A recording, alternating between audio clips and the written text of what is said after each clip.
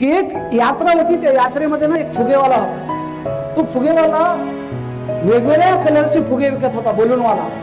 त्यामध्ये निळा, लाल, पिवळा, हिरवा, केशरी असे अलग अलग कलरचे फुगे विकत होता. आणि थोडी फुग्याची विक्री कमी झाली की एखादा फुगा तो हवा भरून असं वर उंच सोडायचा, परत चिल्ले पिल्ले बच्चे यायचे आणि त्याचे फुगे घेऊन जायचे. एक मुलगा तिथं आला आणि म्हणला की दादा एक प्रश्न आहे माझा.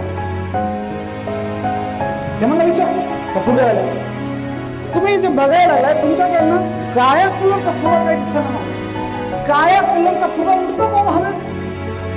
त्या लहान मुलाचा प्रश्न आहे, एक 5-6 वर्षाच्या. तर त्यांनी सांगितलं की हे बघ बेटा, फुगा जो आहे त्या कलरवर डिपेंड नाहीये तो उडणार आहे का नाही.